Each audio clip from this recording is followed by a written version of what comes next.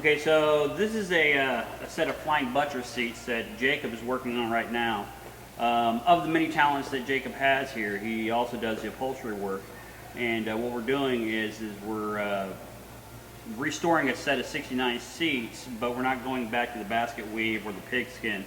The customer selected a much more interesting color to go on a white car, which we're really digging here. But anyway, so Jacob is going to kind of go through the paces explaining to you what he's learned about the Alfa seats and how he's designing his own version of the pleating system on it.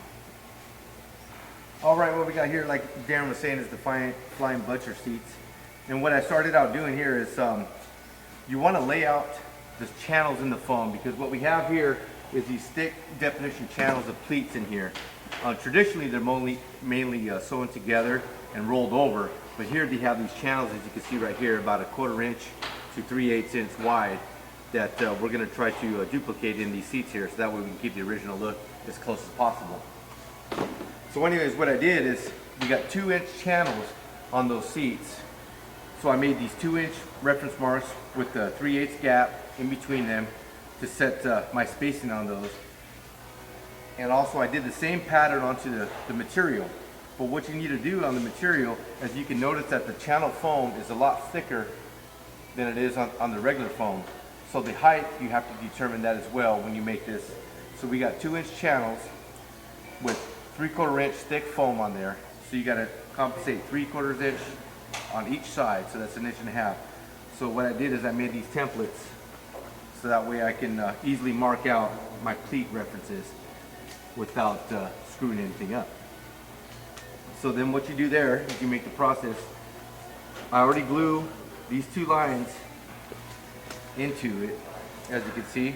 I mark them out on top and on the back side here, so that way when it's all sewn together or glued together here, I can sew these top pleats without getting it off center.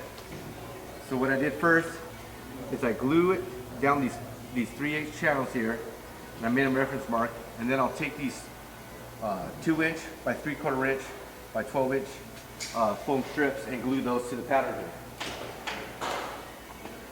Contact with.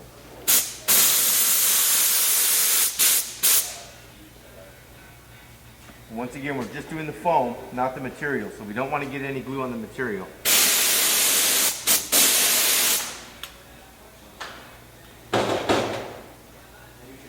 And as we're letting that dry, this is the 2-part glue. You have to have it on both sides, so that way it'll stick together. If you only have it on one side, it won't stick together. And you got to let it dry off and tap to attacking it. If you apply it wet, it won't stick and it won't adhere together. So you let it vent out, dry a little bit. And you don't need too much, because once again, like I said, we're going to sew this on there. This is just a temporary hold down, so that way it can stay true and square to the material without getting off. So go ahead and give it a little tap, make sure it's still nice and tacky. And that feels okay there. So I'm going to apply it right in those channels that we talked about earlier, those 2-inch channels.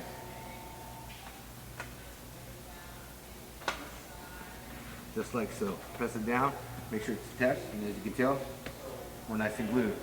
So then what you want to do after that to get this channel look inside here, as we made those markings there, we want to just apply a small amount of glue to these markings here. That's another reason why you outline it, so that way you only get glue to where you want it to go and it doesn't come in contact with everything else. Because we don't want to glue this top part to this foam here. We want that to rest freely. So as I mark those channels out, I'm going to put a little bit of this 2-part glue here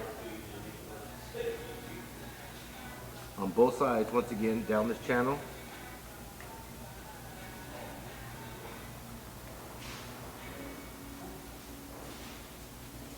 We're going to let that tack off a little bit.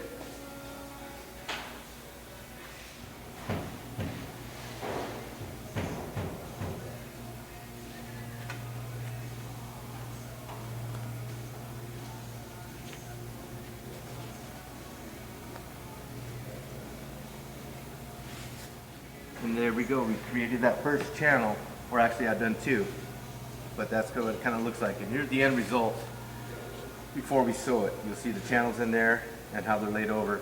And then when we sew it together, that'll be a later video. I'll show you how to make those pleats so that way they come together and press and they'll look something like this. Like that right there.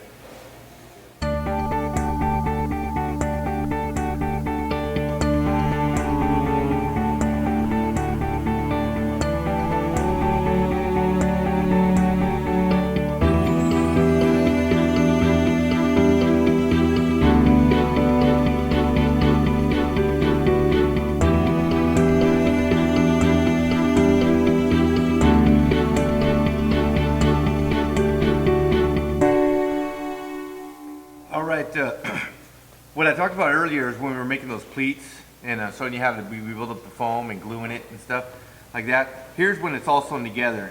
As you can see, I made those reference marks out in the previous video, and this is where you can see in between there is where I put the thread to sew it to keep all these foam channels locked in it and in place. And then right here, as you're noticing, I see these numbers here, or you might see these numbers. Each one is a reference point to mark it, so that way everything's lined up and squared when you sew it together, because the material will pull and taut in different directions, and if you don't have these reference points, things will get sideways and it won't fit on there right. So what you kind of do is you can kind of see how this will all go together. You line it up with the foam on the foam edges here of your seat, and then you can kind of just wrap it around.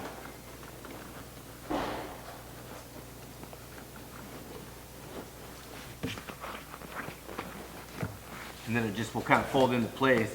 And under here you'll see that these channels will sit into, and I gotta sew some listers on, so I'll show you that in a later video. What's a lister? Listers are sewn to these pleats here, and what it does is it pulls through the back of the foam, and you tie it to the back of the wire of the frame, the seat frame, and what it does is it keeps these seat channels in place so they're not floating up in the air. So it keeps it nice and taut to this contour here that you can see. And you can see these little holes. This is where you pull the wire through the listers with some string, and you tie it here to the back of the frame, and it keeps it nice and solid in place and it doesn't want to lift up on you. And before, I didn't show you this in the previous video, but what you do is you got your old cover, before you take everything apart, this is the seat bottom and this is the top. You always want to do these reference marks, as you can kind of tell, and I label everything nice and clear so that way it's not confusing after it's all apart, because once you get all these little pieces, it's kind of hard to remember how it goes back together. So once you do these reference points, it shows you exactly where you need to line up and where you need to sew things together, and then you can kind of see these numbers still as I transfer them to the new material, and then everything should line up money just like before.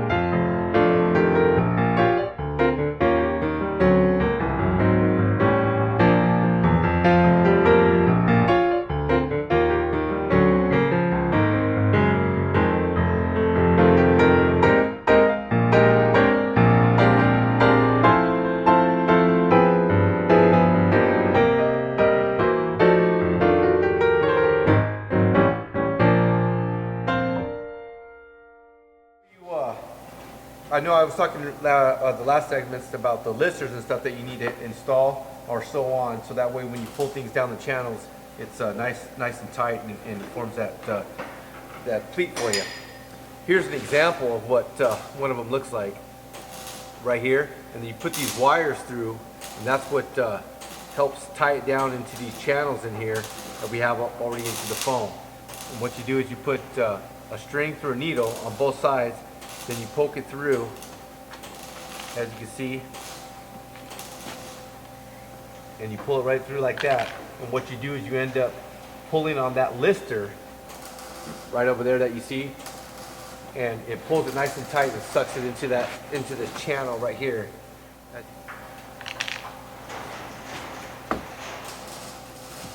All right, so once again, like I was saying, you put these through there, tie it around that wire on the lister, and then you poke it through with the needle, and then you're able to pull down, and then you will tie a knot onto the frame on the back of the seat.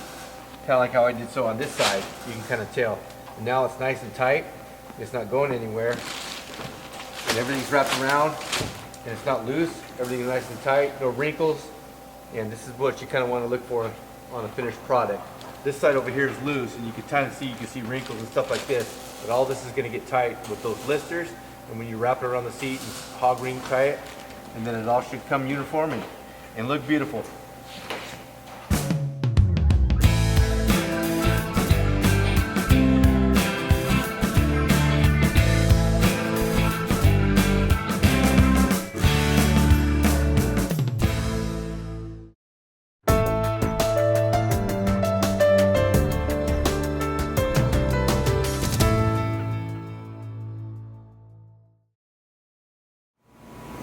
Okay, so we have a car that we're starting to go through the wiring harness for. And this is one of those things that can be a bit of a catch-22, because quite frankly, the factory original wiring harnesses, as long as they haven't been tampered with too much, they tend to be fairly doggone well constructed with really high quality connections. So regardless of what you might have heard, what you heard was probably wrong. The wiring for these cars is really, really good stuff. Now, this is the rear section of a GTB, a 71 GTB wiring harness.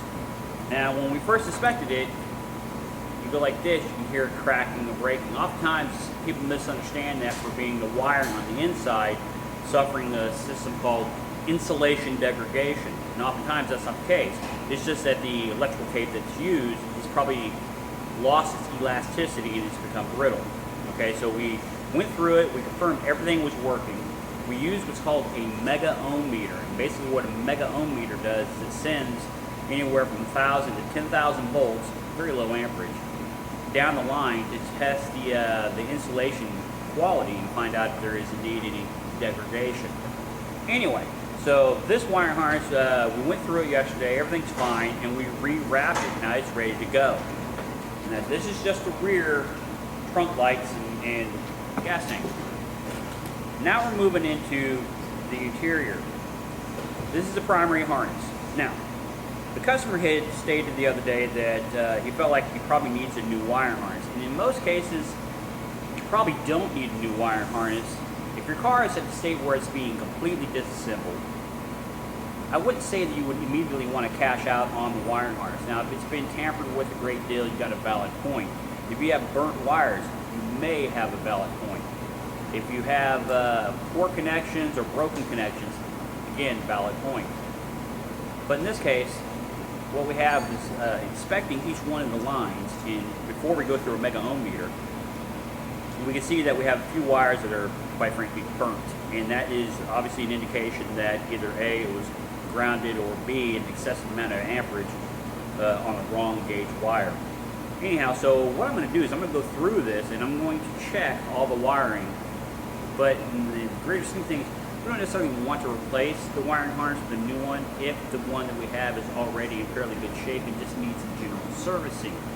Because wiring harnesses, and it's worth the money if you need it, but wiring harnesses tend to be fairly expensive. You pay upwards of $1,500 to $2,000 for a complete wiring harness, and at that you may have stuff to still do to it. Sometimes you get them, they don't have the fittings on them, or they have the wrong fittings, or they're the wrong color code, because quite frankly there are different wiring harnesses based off where the car's final destination is. In this case, U.S. destination cars, especially 69 on, have some distinct differences in the wiring than the European model would. Also, U.S. destination cars had hazard systems on them, hazard lights, which means there was an excessive amount of redundant wiring put into those to accommodate that DOT requirement. Those aren't on the wiring diagrams unless you find a wiring diagram for a U.S. specific model car. So oftentimes when you have a wiring harness redone, it may not have the provisions for those additional accessories. So again, you want to contemplate whether it's a necessary item. Replacing a wiring harness for the sake of replacing it is not necessarily good value. If you have problems, absolutely. Whereas if you just bought really high quality electrical tape that has a large temperature swing, electrical tape is rated in temperature swing, probably going to be doing yourself a better service, because when you rewrap it, it looks really well done and clean, especially if you get a nice rhythm to how you're wrapping it up and having clean, consistent, equal overlaps. But let's talk about electrical tape for a second. The electrical tape we use, and each one of these harnesses will take approximately 2 electrical tape fresh rolls. Electrical tape is not something you should overlook the expense of it. We use a tape that has a large temperature swing, which means that it is tolerant from 8 degrees. It's tolerant from -8 degrees Celsius all the way to 109 degrees Celsius. What does that mean to you? It means that it's not going to get hard and brittle in very cold temperatures, and it's not going to melt and fall apart if the wiring harness of the car is in excessively hot situations. Why is that important? Well, let me tell you. If you're wrapping a wiring harness and sending the engine bay, odds are if you use a cheap tape, it's going to loosen up and fall off, or it's going to melt. That's why you want to go ahead and buy the best electrical tape you can buy. This stuff right here, our cost on this electrical tape is about 10 bucks a roll. Small investment for the greater outcome. Okay, so for the primary reason we don't dismantle the harness all as one, because sometimes when you're finding, and we have several wires that are absolutely toast, is you can follow them back and see where the damage is consistent going through a harness, and it also gives you an inclination of what you need to do. Now this wire right here, going through the harness, and this is burnt.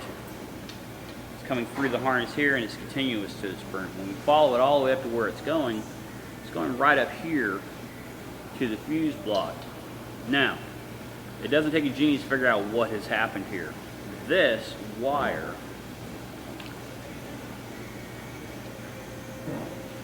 is part of a multi-tap setup somebody has done.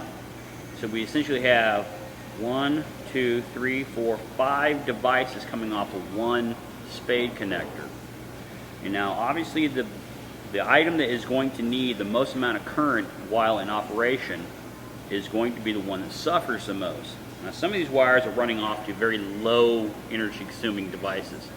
And the rest of these wires, I don't know where they're going just yet. However, this wire right here, and I realize you probably can't see it, but it's a real weak spade connector fitting onto the spade connector onto this multi-tap unit. And then when you see what's coming in from the bottom of it, this is all relatively small gauge wiring. So it's not like all these accessories that are on here, and again, that's 1, 2, 3, 4, 5 accessories that are coming off this one tap. It's not like that one wire supplying the voltage is going to be able to provide all these devices the electrical consumption it needs, with the assumption that all these things are running at the same time. So like I said, when you look at something from an objective eye, oftentimes you can really see the flaw in the thought process. So 2 of the wires that I have here that are pretty in bad shape is the pink one, this brown one, and this brown one has now fused itself to this white with black tracer, which is a light. White with black tracer, blue with tracer, yellow with tracer. These are all normally going to light sources, and light sources are tremendous power hogs. So this wire being fried fused to a light source, and one of the complaints the customer has is that when he hits the turn signal, his hazards come on. Well, now that I can see there is a pathway for electric current to flow, it's not hard to figure out what's going on here. And I'm still not willing to change out this wire harness. I'd rather change out these wires and rewrap this thing than I would to have this entire thing changed out. Now, if I started finding a bunch of wires like this, you gotta pull the plug at that point. It's time to go ahead and just get a new harness done. But in this particular case, not so much. Another thing about this that I find incredibly goofy is right there, turn signal stop, somebody's put a screw to bridge the pathways. Really bad idea. So now I have essentially, when the high beam circuits and low beam circuits traveling, it's now making contact with the wiring going into the turn signal stock. Like I said, these wiring harnesses are traditionally pretty doggone nice, and I rarely have to justify having new ones made unless it's been spliced a lot and somebody's tapped into it. But you see stuff like this and you go, what's wrong first? Is it the person who did all the crazy work, or is it the flaw of the product? And this isn't the flaw of the product. Maybe the turn signal sock was bad, somebody did something to make it work versus just changing out the turn signal sock. Didn't change out the turn signal sock, so you created a bunch of other problems that have transferred their issues into the harness. Not the car's fault. As most of you know, the pink wire, which is our biggest problem, generally is for low voltage operations, meaning it's usually the wire that tethers all the dash lights together. It rarely goes to anything that has strong current requirements. Now in this particular case, here's the factory spade connector, which I'm going to replace when I replace the wire. But as you can see, it goes into this spade connector, which is perfectly okay, but it's a real poor connection.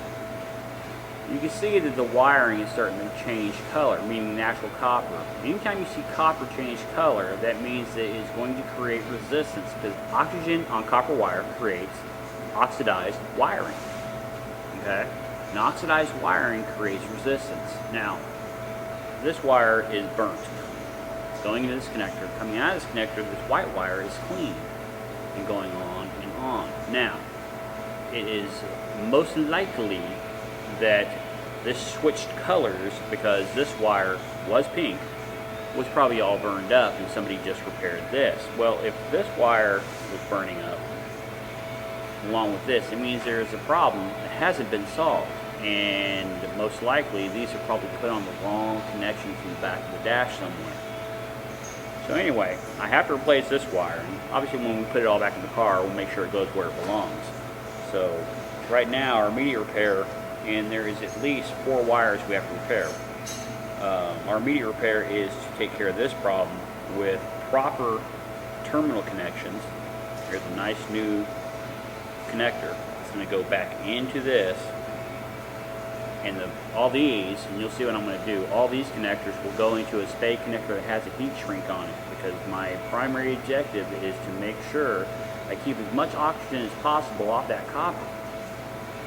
It may seem like a tedious idea, but the better these connections are, the longer they'll last. And the longer they'll last, the more reliable things will be.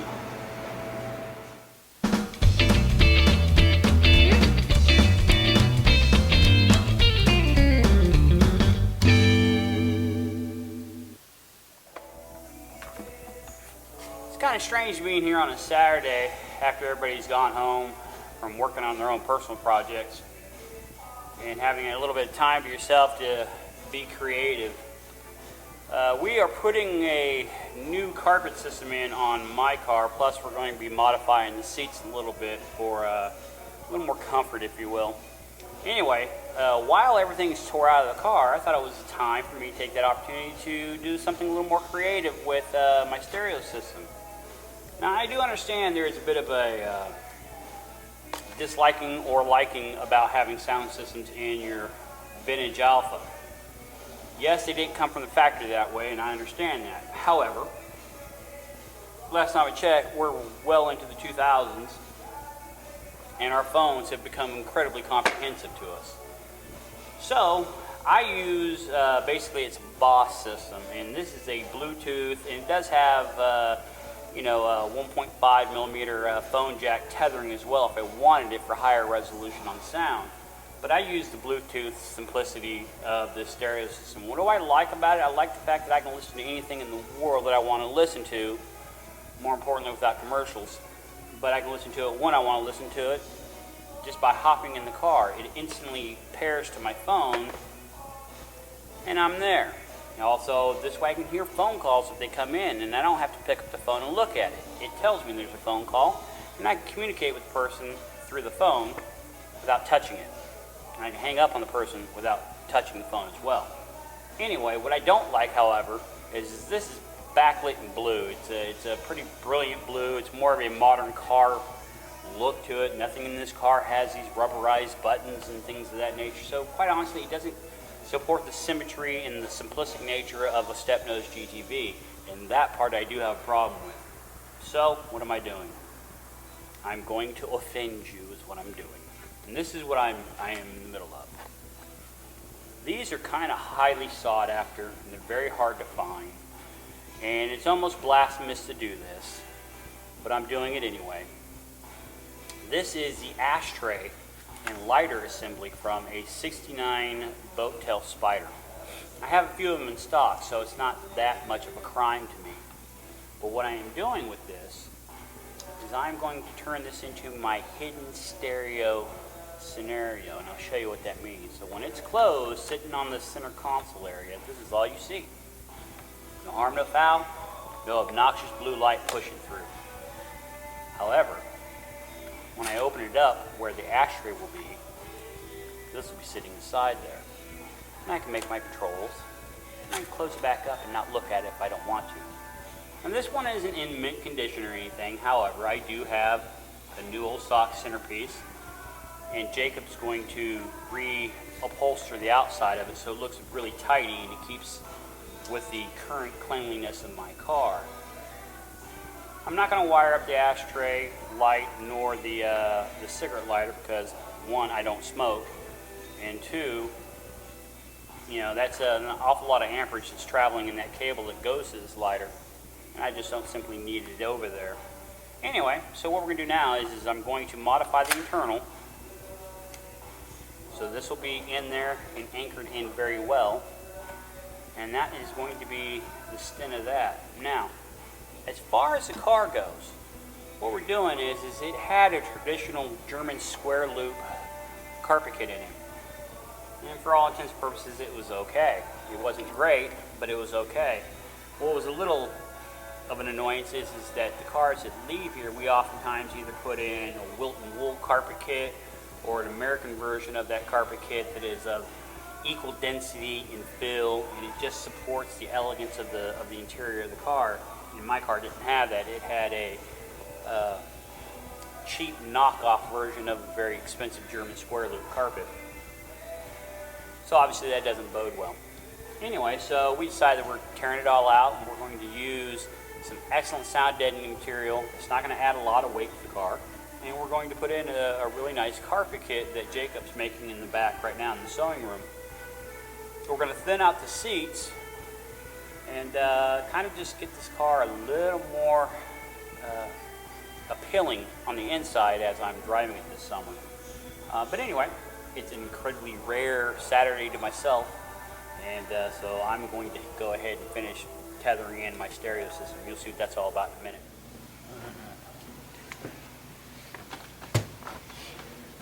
Okay, so we showed you yesterday how plastic welding can really save your interior stuff. Here is that very same runner that we were working on yesterday. Jacob has went ahead and recovered it in vinyl, so it's getting close to being done. But as you can see, after the repairs and after the sanding, it looks quite nice. Now what Jacob's doing is he's using this real thin gauge foam. He'll explain that to you in a minute when he's redoing the console. Now, this is the console that we were working on yesterday that had that repair. As you see, that repair is just like everything else in here. He's sanded it down, he's made various other repairs, but this thing is nice and strong. When we first started on it yesterday, it was really kind of fragile because of all the stress cracks that were just all over this thing. And by using the plastic welding process, we're able to replace the missing parts, firming up the console so it could be usable again. And now Jacob's doing his magic. He can explain to you what's going on. All right, kind of what we do here, like Darren was saying, that we got this foam here. It's just a real thin, about an 1/8 foam.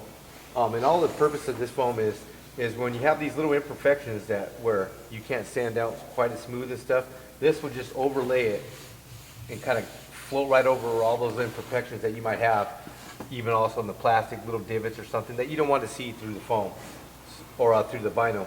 So what you do is you just apply this, glue it real nice and well so it's all nice and tight and fits the contours of it, and then you're able just to apply your vinyl right over it. And like I said, it floats over all those imperfections that you might have seen if you didn't put this foam on there.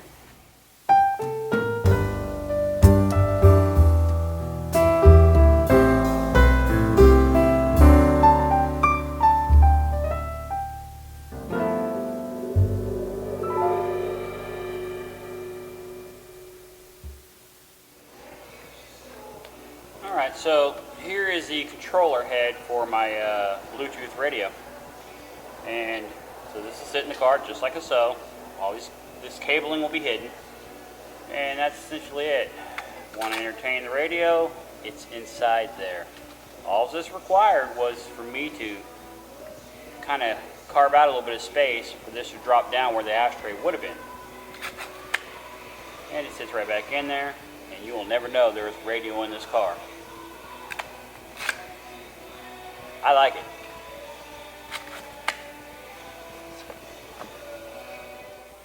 So again, yes, I know it's a Duetto ashtray, but again, this is my creation of my car, and I'm going to do like I want.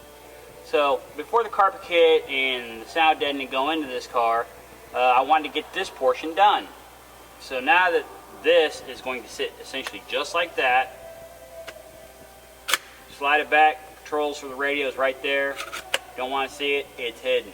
Done and done.